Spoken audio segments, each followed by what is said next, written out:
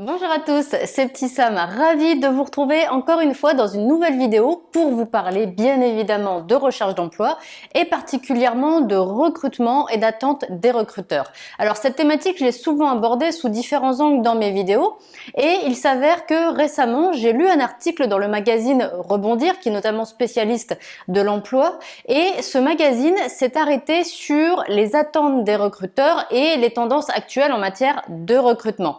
Et du coup, j'avais vraiment envie de vous partager ce qui avait été dit dans ce magazine parce qu'il s'est vraiment adressé à des professionnels, à des dirigeants, à des spécialistes de l'emploi pour la rédaction de cet article et donc je trouvais vraiment très intéressant de vous le partager.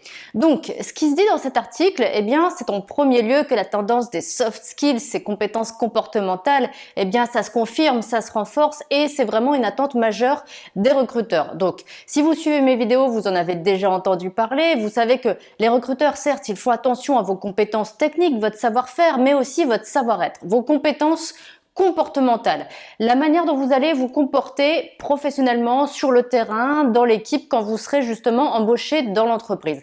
Ça, je vous l'ai déjà dit, c'est primordial. Si ça ne vous parle pas, ne vous inquiétez pas, je vais vous mettre plein de liens vers d'autres vidéos dans la description juste en dessous.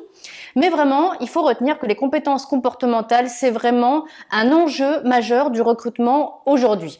Et l'article va même plus loin puisqu'il explique qu'il y a vraiment des compétences particulières qui retiennent majoritairement aujourd'hui l'attention des recruteurs. Alors très clairement, ce qui se dit dans cet article, c'est que dans les offres d'emploi, il y a des tendances, des attentes qui ressortent particulièrement. Et il y a par exemple le terme de flexible, de flexibilité, qui est en augmentation d'après l'article de 41% dans les offres d'emploi. La flexibilité. La flexibilité, donc, ça renvoie à quoi? Ça renvoie à votre capacité à vous adapter, que ce soit une nouvelle équipe, que ce soit une nouvelle demande, que ce soit un public, que ce soit des nouvelles missions, que ce soit des contraintes. On l'a vu par exemple avec le télétravail, effectivement il a fallu faire preuve de beaucoup de flexibilité, beaucoup de souplesse pour passer d'un environnement de travail à un autre, d'un mode de communication à un autre. Donc vraiment, la flexibilité aujourd'hui, elle prend de plus en plus d'ampleur et c'est une attente des recruteurs.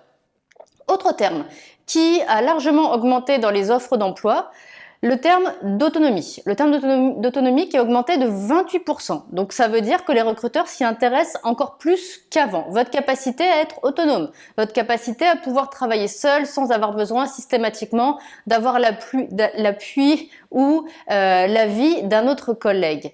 Donc la capacité vraiment à savoir fonctionner seul et de la bonne manière. L'autonomie, c'est important, si vous en avez, n'hésitez pas à le mettre en avant. Également, bien évidemment, le terme de télétravail qui prend aujourd'hui beaucoup plus de place dans les offres d'emploi et qui a augmenté de 203%. Donc aujourd'hui, très clairement, les offres d'emploi, elles font apparaître la possibilité d'effectuer des missions en partie ou même totalement en télétravail. Donc si c'est quelque chose que vous savez faire, que vous avez déjà fait, là encore, il faut le mettre en avant parce que ça montrera votre capacité à aller vers ce format de travail qui est aujourd'hui recherché.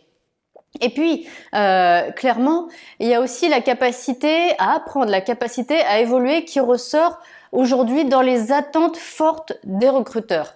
Capacité à apprendre, capacité à évoluer, parce que finalement, dans beaucoup de métiers, il y a des choses qui changent, que ce soit des outils, que ce soit des techniques, que ce soit une manière de procéder et tout ça, il faut que ça puisse être assimilé rapidement par les salariés pour pouvoir s'en saisir et pouvoir le remobiliser sur le terrain. Donc clairement, tout ça, ce sont des compétences comportementales. Si vous les avez, je vous ai dit, il faut les mettre en avant, mais il ne faut pas attendre l'entretien. Pour les mettre en avant, il faut les mettre en avant, comme le conseille l'article d'ailleurs, déjà sur le CV. Si vous suivez mes vidéos, encore une fois, je vous en ai déjà parlé. Le CV comporte différents paragraphes, le plus important étant le paragraphe des compétences qui doit contenir vos compétences techniques, mais aussi vos compétences comportementales. Donc n'hésitez pas à mentionner des termes comme autonomie, flexibilité, capacité d'adaptation, comme on l'a vu juste à l'instant. Et puis, je reviens encore sur cette notion de télétravail qui a pris pas mal de place aussi dans cet article.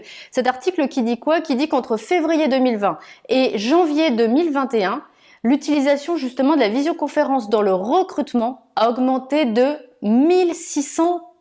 1600%. 20% et l'utilisation du téléphone a augmenté de 60%. Donc pourquoi je m'arrête sur ces chiffres? Parce que pour vous, ils sont très importants. Ça veut dire qu'il y a de très très fortes chances qu'à l'avenir, dans vos entretiens d'embauche, il y ait justement l'utilisation du téléphone et de la visio. Donc c'est une pratique qui s'est démultipliée avec les confinements, très clairement.